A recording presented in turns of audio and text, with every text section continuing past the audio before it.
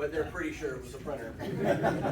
And It's a cell phone. Right, yeah, well, it's that wireless environment, and my printer is right there, I can look at it, but I can't plug it in, and these are first world problems, by the way, people, these are not, I mean, people, you go to Haiti, people can't get water to drink, and I'm sitting here worried about the ports on my computer, but I know but I only have one port. It's like, who designed this? I had to buy something just to plug in, and then the wireless printer, I have to like communicate, and it can't find it, and then when I finally figure out how to find the printer, I can't install it because my company won't let me modify anything on my computer. And so, then when I ask them, well, what do you need to print anything? It's like, I guess it's the year 2024, and people don't print anything in the office anymore. It's just, I can't not print something, I just, but these millennials and Gen Zers, they don't print. And that's good in a way, because I mean, I have a bunch of books at home that I probably could burn and use for fuel to heat my house, as opposed to actually use them. I don't have time to read them. So anyway, so the world's changing and in ways we don't even realize. I'll go ahead and just go right into the material. I do want to go back to this real quick and reemphasize Revelation. We have made it complicated, I think, because we do not understand how it is organized, and that he is really saying the same thing 7 different times, or 6 different times, and then he has a 7th vision at the end, talking just about the restoration of the kingdom, or of the kingdom of God, and also the final judgment day. I also think there's also another parallel in that this is also talking about the destruction of Jerusalem and the birth of the church, but it's also talking about final judgment. And that's why the language is complicated and it's hard to understand. But if you don't understand the parallels of the different texts, of the different passages, then you think you have to start explaining it in sequenced events. And that's why people were like, well, it's like you go from one vision to one event to the next one event, and you think you get the impression that it's laying out a map of history, but it's really not. Or it's really not that complicated. So we're going to cover 2 chapters today. That seems like a lot of material, but the material is very poetic, and we're going to touch on a few of the details and explain what's underneath the hood, so to speak. But I think you're going to walk away and say, John is basically saying, this is good, this is evil, God is in control, he's going to conquer everything. And he has a very unusual way of saying it, very poetic, it's what we call apocalyptic language, but it's really not as hard to understand as we might think. Okay, so we're going to talk about the 7 seals of Revelation. Now, we're still in the first vision, but the first part of the first vision serves as an introduction not only to that vision, but also to the rest of the book, right? It's explaining the presence and the power of God. And that's what we talked about last week. Now we're going to talk about the active part of the vision, the 7 seals in Revelation. And these are the 7 seals. The good thing about the internet is I don't have to lay this out. I can go find a picture basically, if I search correctly, I can find exactly what I want. And I just love this little design. There it is. And you can see exactly what the 7 seals are. You don't have to, we will read the text, but there it is. I mean, these are the 7 seals. White horse, red horse, black horse, pale horse, souls crying out. Then there's an earthquake, the sun, moon, and stars, and then there's silence in heaven. Okay? Now, who are these 4 horsemen of the apocalypse? Now, we hear about these, and we romanticize them, and premillennialists and various Christian doctrines warn about the coming of the 4 horsemen of the apocalypse. And we wonder, well, who are these 4 horsemen? When are they coming? People, they're already here. They've been with us since the beginning of time, and they've been here, definitely been here since Christ was crucified, and they're still with us, and it is the condition of man. we in America and in our peaceful lives may be sheltered somewhat from the horrors of these four horsemen, but I assure you they're alive in the world. Now, we generally, when we say, well, who are the four horsemen of the apocalypse? And a lot of times people will rattle off war, famine, pestilence, and death. Those are the four horsemen, right? Right? Not exactly. I mean, yes, these are the four plagues. These are the four plagues. But the four plagues are associated with all four horses. They are not, you don't have, with the exception of maybe the red horse, which you can definitely say is the horse of war, the other horses do not correspond to a specific plague, and we're going to see that in the text. So if you have that vision of what the four horsemen were, war, famine, pestilence, and death, yes, those are the four plagues. Those are not, but they are not with the individual horses. Okay, I think I got a slide. Okay, oh no, this is right. So here are the four horsemen. And I'm going to go ahead and tell you what they are, and then we'll read the text, okay? The white horse is Christ the conqueror. The red is lack of peace, war, and human conflict. Which war? Which human conflict? All of it. Black is the lack of justice, scarcity, and struggle. Pale is death, and he is accompanied by plague and famine. And when you read plague and famine, pestilence and famine, it is associated, it is in the same verse as the pale horse. It's almost parallel to the three conflicts. If you ever remember going back to English class, they say the three conflicts in nature is man versus man versus himself, and man versus nature. And, it's not, it doesn't line up quite like that, but the point is he's encapsulating all of human conflict, all of human suffering in these four horsemen, okay? Or really three horsemen, and then the fourth horseman is Christ. Well, I should say the first horseman is Christ, and the other three are all of human suffering. He is encapsulating everything in these horsemen, okay? Now I watched when the Lamb opened one of the seven seals, and I heard one of the four living creatures say with a voice like thunder, "Come." And I looked, and behold, a white horse, and its rider had a bow, and a crown was given to him, and he came out conquering and to conquer. So he is in charge. He has the crown. He's a king, is what he is implying. King of what? Well, we generally associate all serious commentators. If you read the commentaries, both inside the, what we consider the, sound New Testament teaching, or even people that are secularists, right in the Bible, they tend to believe that John is associating this with Christ, that this is a vision of Christ. Now, maybe a little odd that the Lamb, which is also a vision of Christ, a personification of Christ, is also opening, the seal, and out comes Christ. So it's like, well, how does that work? We're reading too much into it. I mean, Christ is in charge. He is the bridge between man and God. He comes and he is conquered. He is conquering the earth. And by his church, by him dying on the cross and the establishment of his church, he has done so. The word that is used for crown is Stephanos. It is the crown of victory. He has won that victory. That is a repeat of the New Testament. And what John is saying there, we tend to look at Revelation as if it's not an extension of what he's already said.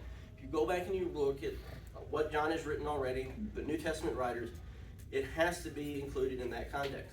So the victory has been won. As Paul has said, "O death, where is thy sting? Where is thy victory?" Christ has won that fight. Habakkuk 3, there is some Old Testament language that John is borrowing from Habakkuk 3. Jehovah comes to rescue his people on chariots of salvation as he threshes the nations. The bow is a reflection of Habakkuk 3, and it talks about a bow being quite bare. So he has this bow, and in the time, cavalrymen of the time, a lot of times they had bows, and if you think of, if you're, he's associating with the people of the time what a horseman would look like. They either had swords or they had bows, and most of your horsemen actually had bows coming from the east. Kaufman observes that surely, if nations reject Christ, then war, famine, plague, and death will follow. So it is encapsulating our, going back to Adam in the garden. He rejected God, he disobeyed God, and God put him into a physical existence where there was going to be suffering. And in that suffering, we have to work the ground by the sweat of our brow. We have to struggle to find something to eat. Our women will feel pain and even die in childbirth. We live in a tough physical world. These horsemen describe that. Red horse. When he opened the second seal, I heard the second living creature say, "Come," and out came another horse, bright red. Its rider was permitted to take peace from the earth, so that people should slay one another, and he was given a great sword.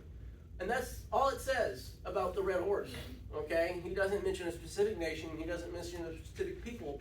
He doesn't mention a specific point in time. It is the condition of man, okay? We have had peace removed. The illustrations here are medieval. So I try to use medieval when I can. Sometimes I use modern illustrations, but I put that there to kind of remind us how humans are trying to envision the scriptures and how they illustrate them. Now the word sword is makaira. I think I'm saying the CH there right. I don't think it's not machaira, it's makaira. It is the Roman short sword, okay? And it's like, if you go to talk to the Eskimos, they have like 14 different words for snow. We just say snow because we don't deal with snow a lot. We see it like twice a year. But if you're living in the snow, you have to have different words for the different types of snow because of how you're using the snow. Okay, I mean that's your life. You got to build this snow. You could use this snow to build ice. You change the word snow because of the density and the type of snow it is. The way they use sword, the word sword back then, he's not. We translate that as sword because that's what we can relate to. But he's saying, no, this is a sword that is used in battle, and it is something that they would call the makaira, and it is a sword for scattering, for attacking your enemy, for spreading the enemy. Wallace and Haley point out that this is a sword for persecution. Kaufman and Haley allude to 1034, I came not to send peace, but a sword. So this sword is following Christ in a way. We've rejected Christ. He's still in control. We've rejected Christ, and the world is going to be difficult for us. Now, I have to refer back to a prophecy in Zechariah. Zechariah opens also with a vision of horses, and there's a rider of a red horse, and he's followed by sorrel and white horses. And sorrel is sort of it's also a red, and I actually spent way too much time researching sorrel horses yesterday, and I still do not have a good definition of the difference between a red horse and a sorrel horse, but it's I thought maybe sorrel was like a lighter shade of red and everything, but it's like I googled red horse and it's red horse, and I googled sorrel horse and it's also a red horse, and I don't know, but they use a different word there. This is what a makaira looks like. You can tell that in some cases the tip of the blade is even bending outward. It is designed to kill people, okay? And the Romans did a good job designing it. Here's the prophecy in Zechariah. I saw in the night, and behold, a man on a red horse. He was standing among the myrtle trees in the glen, and behind him were red sorrel and white horses. And then I said, what are these, my Lord? The angel who talked with me and said to me, I will show you what they are. So the man who was standing among the myrtle trees answered, though these are they whom the Lord has sent to patrol the earth. And they answered the angel of the Lord who was standing among the myrtle trees and said, we have patrolled the earth, and behold, the earth remains at rest. Now, a lot of people even look at Zechariah and think that, the angel that he's talking to is even a pre-incarnate Christ. He is but you notice that Zechariah is talking about horses patrolling, containing the world. God is in control. And so these horsemen, if you're a New Testament converted Jew who's converted to Christianity, reading this about the horsemen, you would definitely go back and associate this with Zechariah, okay, about the horsemen patrolling the earth. Now the black horse is one of the most interesting. When I opened the third seal, I heard the third living creature say, come, and I looked, and behold, a black horse, and its rider had a pair of scales in his hand.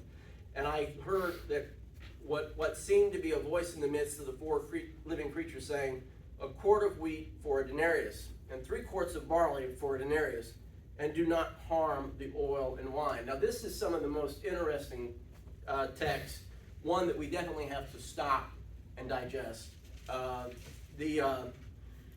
Haley says that the oil symbolizes joy and believes that the cost of food reflects the discrimination against Christians by the state. I actually think that's a little overcomplicated. Kaufman believes that not harming the oil and wine signifies restraint. The price of food reveals the basic struggle of man to feed himself. And I'm going to elaborate on that. What is a denarius? Do anyone know what a denarius is? It is a day's wage. That is exactly right. Denarius is 1 coin of silver, but it stood for a day's wage. Now, a lot of things, you get 1 coin of silver, and that's it. Let me tell you, I think if we went and cashed our daily salaries in for a bunch of silver and gold, I think we would be appalled at how little gold and how little silver it would return. I mean, those metals are still incredibly valuable, and for what reason, I do not know. I really don't. Okay, I mean, gold is very beautiful, it's very pretty, you can bend it and you can monetize it and you can make it into a coin, but I don't know, I really have a hard time thinking, is that is worth a day of my labor? I just can't understand it. But back then, you could get your day's salary in one denarius. Now, think about, I'm going to digress from my scriptures, my lesson here for just a minute. When Mary anoints Jesus with ointment, okay, he says that she is preparing him for a funeral. Now she uses a lot of ointment, a lot of this perfumed lotion, and she's using it to basically bathe him. The apostles complained, and they even used the word, we could have sold this for 300 denarius. Now John even elaborates further, and we can find out the guy who's really complaining about that is Judas. She used the equivalent of, if you took about, if you equate a day laborer, she used about $50,000 of ointment on Jesus.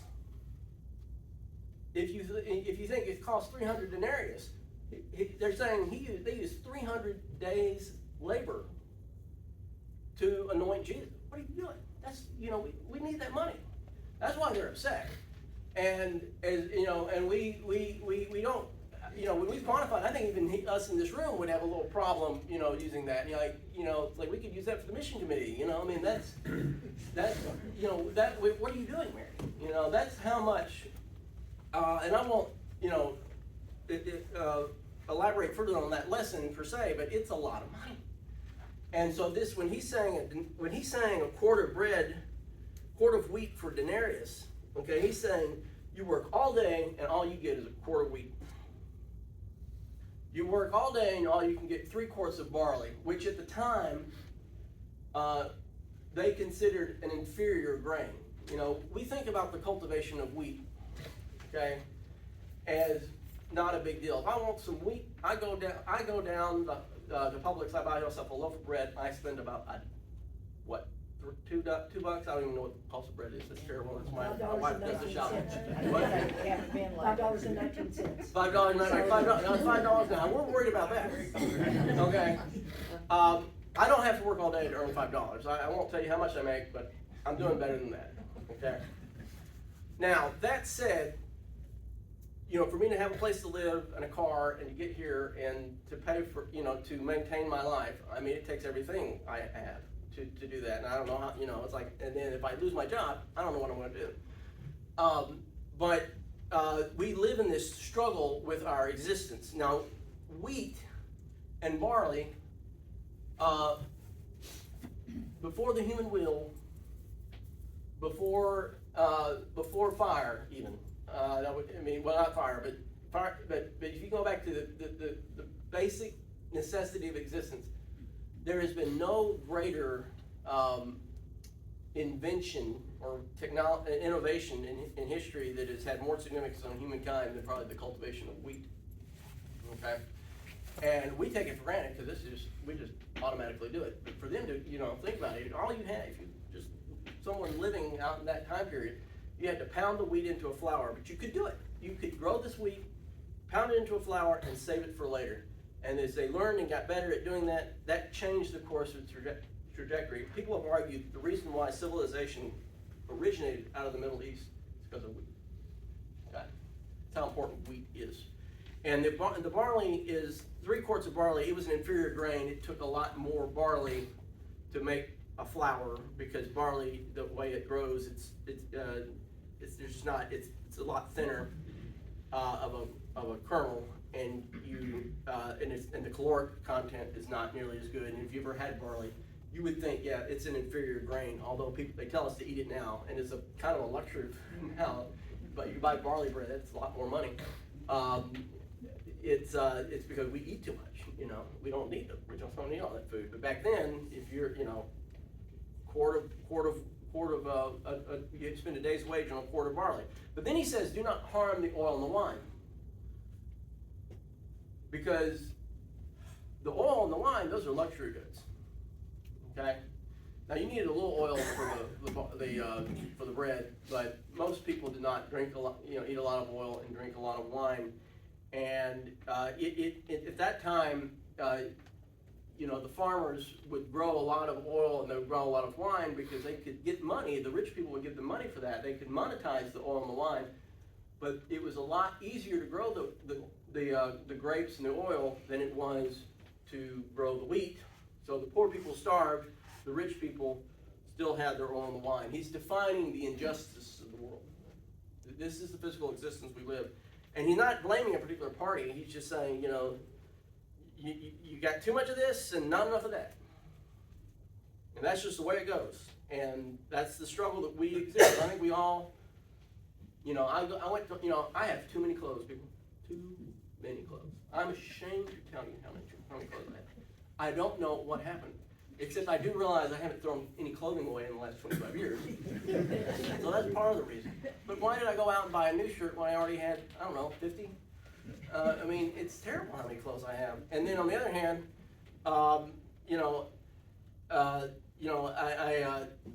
it's, you know, the house, you know, my house is worth a lot more. I mean, I can put all my clothes in the pile and they're not going to equal a fraction of the house that I have. So I don't know how guilty I should feel about how many clothes I have. It's, I don't know. It's just kind of odd. You have too much of this and not enough of that. And that's what he's kind of getting at. Again, the rich continue to have plenty and poor people go without. And he has that scale in the balance, but it's a way, in a way, it's a symbol of imbalance as well. Domitian at the time even had to pass laws and force people to grow wheat because they did not have enough wheat to feed the empire. And you've heard the expression bread in circuses. The people at the time, they had to give away bread to keep the masses happy. The pale horse, when you opened the 4th seal and heard the voice of the living creature saying, "Come," and I looked, and behold, a pale horse, and his rider's name was Death, and Hades followed him, and they were given authority over a fourth of the earth to kill by the sword, with the sword, and with famine, and with pestilence, and by wild beasts of the earth. Now the pale is the Greek word chloros, like chlorine, okay? And chlorine is a pale gas, and it's deadly, okay? There's a reason why they call it chlorine. Some words even say green. It's a palish green yellow. You think of a light-colored horse. The sword is a rhomphaia, which is the Thracian pole sword, and is that of the Grim Reaper. And I left out a line there.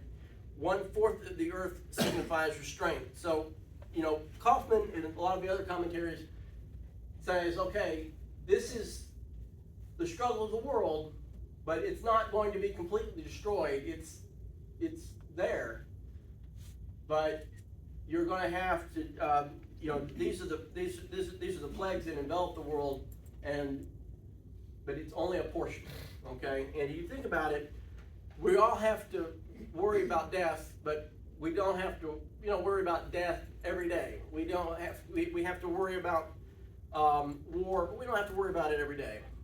We have to worry about the lack of food, but we don't have to worry about it every day. It's not, there are problems, but we still have an existence. We still exist. And so that's what a lot of people say. If you think about it, yes, there's all these problems, but we still have an existence that we can be thankful for. The word is a rhomphaia. This is the sword. You can see the blade is on the inside. It is used for reaping wheat, hence the Grim Reaper, because it's a reaping sword. And that's where we get that. We get that view of death. It is biblical, although it is a lot of the visions that you see of a man in a hood. That's kind of a medieval rendering. It's not really directly from the text, but the pole sword is. The preterist would argue that these events have been filled as specific to the persecution. Historicists would try to line these horses up with dates, and I won't elaborate on the dates, but I reject this view. But the first seal would be, the church grows between 30 and 180 AD. The second seal, the empire is in a constant state of war, and the third seal is, as the Roman Empire is trying to hold itself together. It's very excessive taxation, lots of famine, and that does happen. The world was getting cooler at the time. The fourth seal, from 248 to 268, nearly half the Roman world dies from famine, so there is a parallel there that does happen to the Roman Empire. The Roman Empire does collapse. The Western world, the world in which these Christians are living, does collapse. Things get really bad in the middle of the 3rd century. But I don't think that the horses are specific enough in their language to say that it's only, that it's limited just to that destruction. So I kind of reject the historicist view as being specifically about that. But a lot of civilizations do go through that cycle. I mean, there's war, and there's pestilence, and there's famine, and then there's death. But they're all connected. And anytime you have war, famine and pestilence they're going to be right there.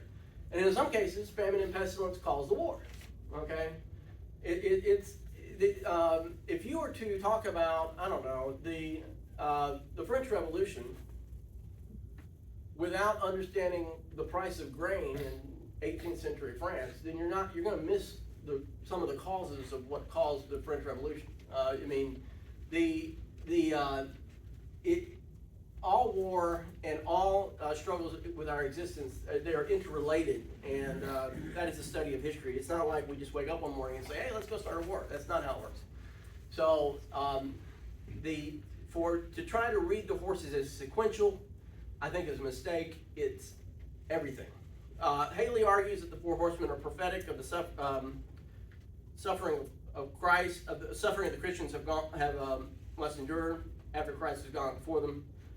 Kaufman will say that it's the basic struggle of all mankind. Christ has conquered, but rejection of God has resulted in the world war, famine, and disease. Futurists will argue that these are specific to events that happen after the rapture and have creative imaginations as to what these events symbolize. And you can't, there's not enough time in the day to argue about them, because you can make them say whatever you want to say. The verses are not specific enough to attach to certain events. Therefore, I adopt a preterist or parallelist view. And the parallelists would say that the horsemen are still with us and reject association with specific events. And I'm going to go through this really quickly.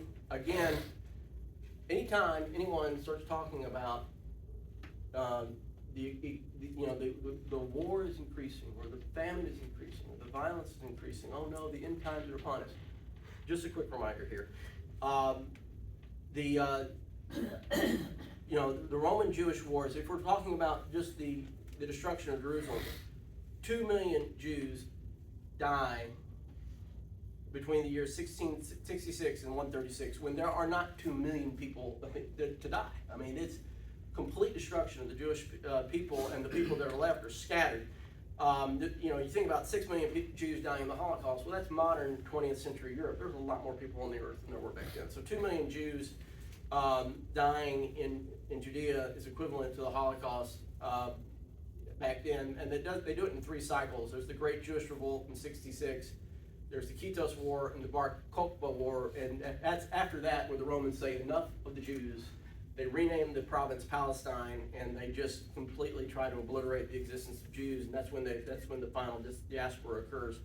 But other terrible things have happened. In 165 to 180, Rome loses 10% of its population. Then 248 to 268, which is the time period I mentioned before, awful time period to be alive in the Western Roman Empire, loses half of its population. I mean, you think about half of the people around you dying. That is what we're dealing with. And yet, it was not the end. 536, I mentioned that last year. Sunlight fails, kills a third of the world in famine, pestilence, a good round of the Black Death. 1206 to 1405, Mongols and Turks kill 60 million people in combat alone. 1347 to 1351, the Black Death wipes out a fourth of the world. Okay, and Africa notwithstanding, because we don't have no idea what happened in Africa before 1500. We really don't, with the exception of maybe the eastern seaboard around Kenya, where the eunuch was from. We know a little bit about Ethiopia, but populations of the Americas. I mean, let's put this in context, okay, about how bad this place is. When I say that, the world. In 1492, Columbus arrives as 115 million people in the 2 continents, probably. Okay. The Spanish kill 8 million in northwest Colombia, the Muisca. Aztecs, 10 million Aztecs are depopulated, and I'm giving you net drops in population, basically, because it gets a little hard when you do it across years. You don't know why people are dying on a person by person basis, but Mayans, and the 2 million Mayans die in the conquest of the Yucatan. The Incans between 1533 to 1572 killed 9 million. The Portuguese colonization of Brazil, we don't even have good numbers, but we do know that by 1776 and by 1800, there's only 5 million native people in the northern hemisphere, and half of them live in Mexico. Okay, the population is completely wiped out. So when people are saying, "Hey, look at we're coming up on the end times. There's something coming," I assure you that there have been really, really bad population drops. There have been lots of war. There have been lots of famine, lots of death. So what are we talking about? That's all the horsemen are, people. They're just talking about stuff that we've already experienced. Okay, and we don't have context of this. Why am I going to worry about the 2 million Mayans that died in the Yucatan in 1500? They do not affect me. I'm sorry that it happened. It wasn't my fault. It's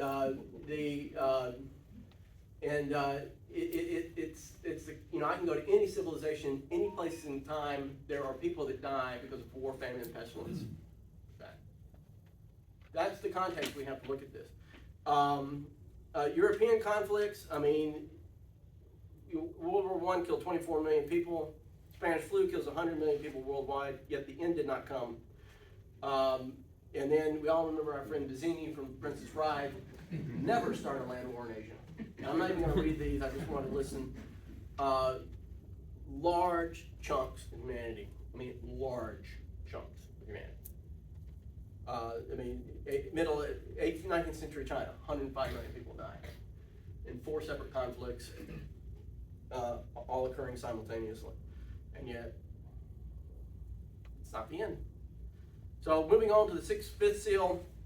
When he opened the 5th seal, I saw under the altar the souls of those who had been slain for the world of God and for the witness that they had borne. They cried out with a loud voice, "O sovereign Lord, holy and true, how long before you judge and avenge our blood of those who dwell on the earth?" Then they were given each a white robe and told to rest a little longer until the number of their fellow servants and their brothers should be complete, who were to be killed as they themselves had been. So there are people that are persecuted. There are the righteous that die. When will they be avenged? Now, they're not, as Shelley, the Rubel Shelley, in his commentary on Revelation, which is a good commentary, the cry of these martyrs should not be seen as an appeal for revenge, for such a spirit would be unworthy of saints and the living God. Instead, their cry is for justice and the vindication of God himself, his truth, his church, his calls among mankind. God will judge the earth, okay? They're not asking for anything that God has not already promised. One grows a little weary of commentators who fancy that they are in possession of such a faith that a prayer of this must be repudiated as non-Christian. I don't believe that they are asking for people to be harmed. They just want to know when they will be vindicated. O Lord, David in the Psalms, O Lord, God of vengeance, shine forth, rise up and judge the earth, repay to the proud what they deserve. And then Job, Isaiah, Jeremiah, Habakkuk, and Zechariah all ask the question regarding vengeance against the wicked. Isaiah 6:11, how long, O Lord? And he said, until the cities lie waste without inhabitants and without houses without people.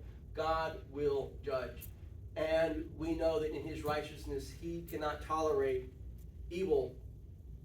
He has given us a way to be redeemed, but ultimately, those who reject Christ will have to pay the price. And this is very consistent with all of Old Testament scriptures. And if people that say, well, that's unchristian, everyone has an idea of justice. Okay, and those who say, well, it's wrong that they're asking for that. No, it's not.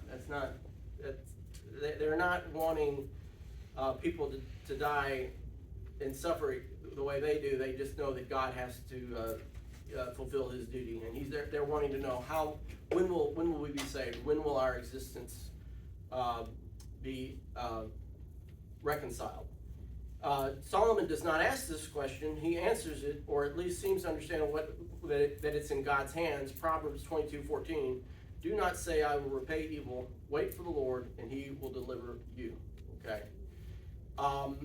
The word for altar is enthusiasterion, and emphasizes slaughter, not worship. It's an altar, but it is not an altar of it really is the place where the animal was slaughtered, and not the one that we can use for the worship service. That's kind of interesting.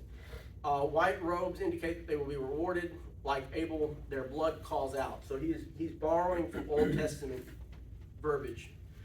Luke 18:7-8, and will not God give justice to his elect who cry to him day and night?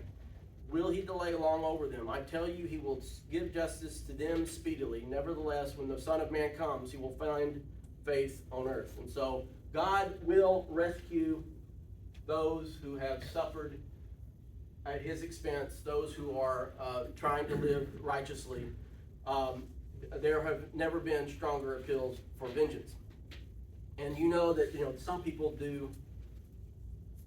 There have been very wicked people.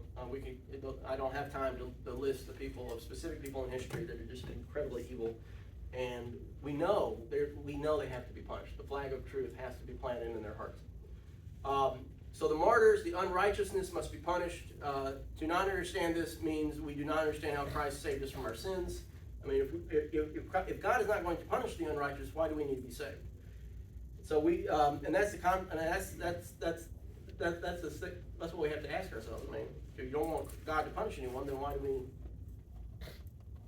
what's wrong with our sins? When we see unrighteousness, does desire for justice come from below or from above? Is it because we're evil that we want justice? I don't think so. God permits unrighteousness, but He does not will it to happen. We don't. He does not. He allows us in our free will to do what we need to do, and that causes a lot of suffering, but He doesn't will it to happen, and I think that's right. When He opened the sixth seal, I looked, and behold, there was a great earthquake, and the sun became black as sackcloth, and the full moon became like blood, and the stars on the earth fell to the sky. The stars of the sky fell to the earth, as the fig tree sheds its winter fruit, and was shaken by a gale.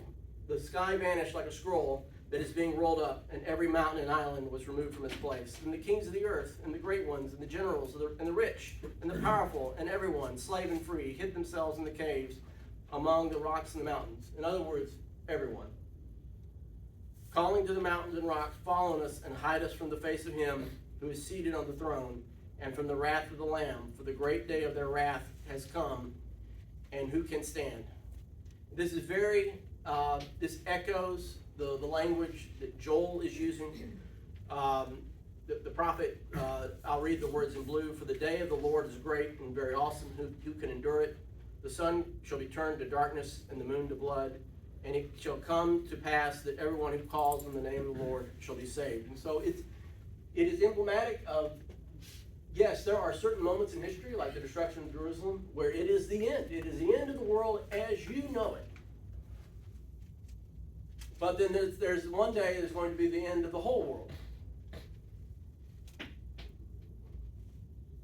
We all will face that in our lives, and ultimately we'll even all face our own deaths. It will be the end of our world as we know it. We will all be taken up to God, whether it's in the second coming or it's in the physical world in which we already live. And when He opened the sixth seal, I looked, and behold, I already read this there, but I want to emphasize the scripture. What about these stars, the fig tree, the kings of the earth, and the great ones, and the generals? Isaiah 34 is invoking language from the Old Testament. All the hosts of heaven shall rot away, and the skies roll up like a scroll, and their hosts shall fall as leaves fall from the vine, like leaves falling from the fig tree. So some people associate this with just the first century, and I'll just give you a few commentaries. Wallace associates this with the destruction of Jerusalem by the Romans, and reminds the readers that this generation will not pass away until the events have come to pass. And that is certainly the case. Jerusalem is destroyed. And there are some other verses in Revelation, especially when we're talking about the great whore, it seems to be, associated just with Jerusalem, although I'm not sure that's the case. I'm just saying that the reader might come away with that impression. Shelley stated that it is definitely a mistake to take, now Shelley says, it is definitely a mistake to take these events to refer to the time and the circumstances of the final judgment of the world. I'm just kind of giving you different people's opinions.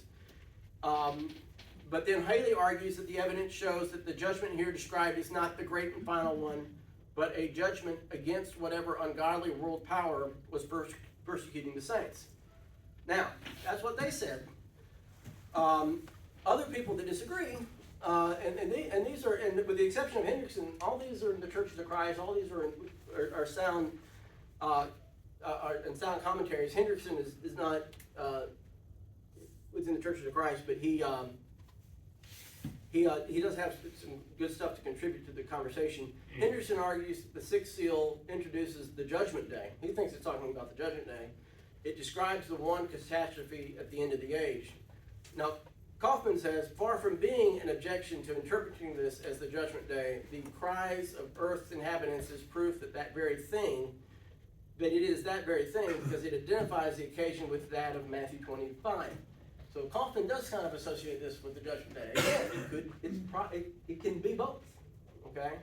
J.W. Roberts believes that it applies to Rome, but points out that this is a careful mosaic of Old Testament language, and that the Jews had a kind of double eschatology about the end.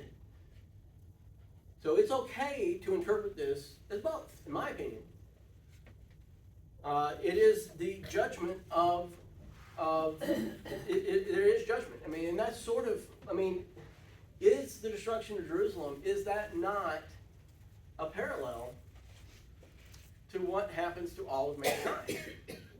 All societies that have collapsed are eventually judged, and nothing is permanent, and one day the whole earth will be nothing more.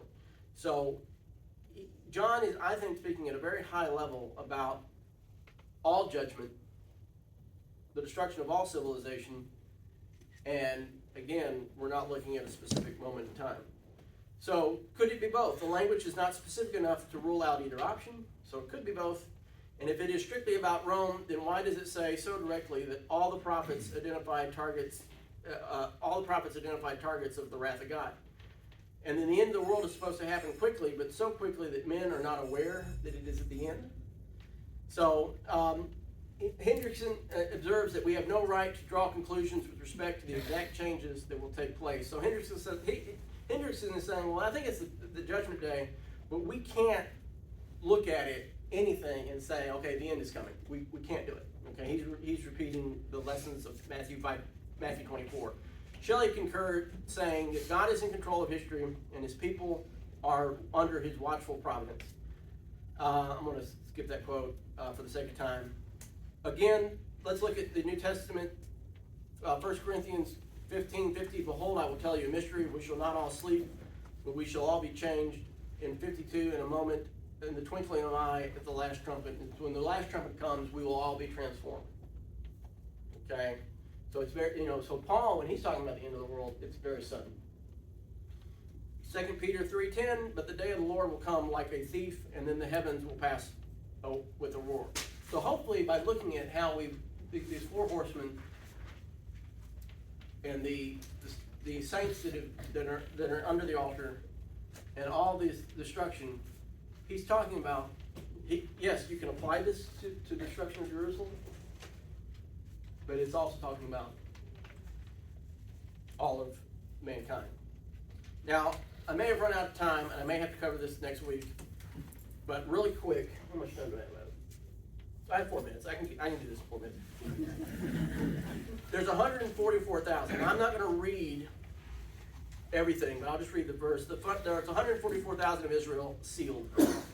After this, I saw 4 angels standing at the 4 corners of the earth, holding back the four winds of the earth, and no wind might blow on earth or sea or against any tree. And okay, again, there's an era of solemnity over those who are saved. The number is 144,000. Even the most novice of biblical students has to understand that the word 144,000 is a sacred number. It's 1,000, which is a perfect number of completeness. Things are measured in thousands, but it's 12 times 12 times 1,000. And he provides a list. Now, he provides a list of the 144,000. Now, there are certain religious groups, I think it's Jehovah's Witnesses, they've already got 144,000 people listed as being of the saved, and that is not what this is about. He lists the 12 tribes. Now, when John's writing this, 10 of these tribes do not exist. There might be a person here and a person there, like Anna in the temple of the Lord that held baby Jesus. She was from the tribe of Asher. There's some people still left from Benjamin.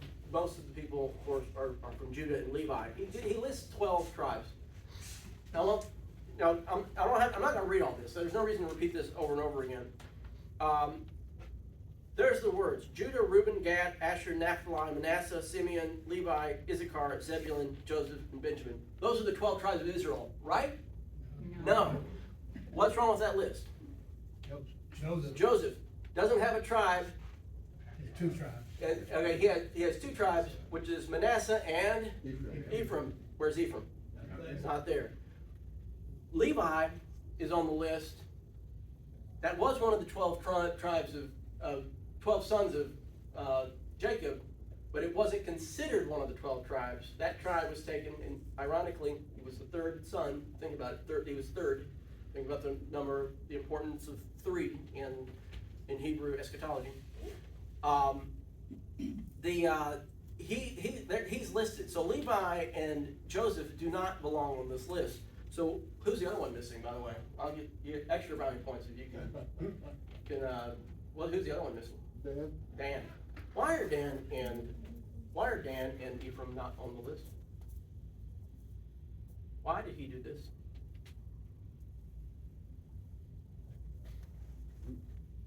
Okay, it's because of this. Who introduced idolatry or reintroduced idolatry to Israel? The 2 tribes of Dan and Ephraim. They are responsible for idolatry.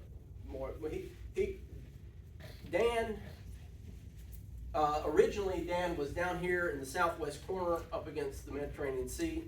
And it's an obscure story in the book of Judges. But the people of Dan took what Micah had made and the priests who belonged to him, and they came to Laish, to a people quiet and unsuspecting, and struck them with the edge of the sword and burned the city with fire. And the people of Dan set up themselves a carved image for themselves, and Jonathan, the son of Gershom, son of Moses, and his sons were priests to the tribe of the Danites until the day of the captivity of the land. Dan did not like being sandwiched between Ephraim and Judah. They wanted more territory. They also were idol worshipers. They picked up, they moved, they went north. And if you ever look in your Bible, sometimes Dan is down below Ephraim, and sometimes Dan is up in the north. They don't last long. By the time the Assyrians come to town, there really aren't many Danites left. They've already been taken away by the Arameans and other invaders. They were idolaters from the very beginning. They rejected. They did not go down and worship Jerusalem ever. Okay. Now we don't know much about them, but we know this happened. And it says that they were priests until the day of the land of the captivity. So they continued. They were always idol worshipers, and God held it against them. And then Jeroboam the Ephraimite said in his heart, "Now the kingdom will turn back to the house of David." So the king took counsel and made 2 calves of gold. And he said to the people, "You have gone up to Jerusalem long enough. Behold your gods, O Israel, who brought you up out of the land of Egypt." And he set up one in Bethel, and the other where? In Dan. So on the northern end of the kingdom and the southern end of the northern kingdom. And then this thing became a sin, for the people went as far as Dan to be before one. So they are responsible for idol worship. That's why they're not on the list. That's really the key to the 144,000, because I'll stop here, and I'm going to have to finish this point next week. Salvation is not just limited to 144,000. The next verse we read, people from all tribes, all nations are going to be saved. Not everyone in those nations, but they're going to come from all tribes and all nations. So it's ridiculous to assume that there's a particular 144,000 which are saved. He's talking about it's a number of completeness. And then next week we're also going to talk about the most inappropriately numbered verse in the Bible, in my opinion, Revelation 8:1. It confuses the reader. This is the last verse of the first vision. When the Lamb opened the 7th seal, there was a silence in heaven for half an hour. That's where this first vision ends. I'll elaborate on that point next week, but we need to go ahead and go. But and I'll explain why we number it that way. But that's the end of the first vision. So hopefully that was helpful. And I hope that was interesting, especially about Dan and Judges, or Dan and Ephraim and stuff like that. Any questions?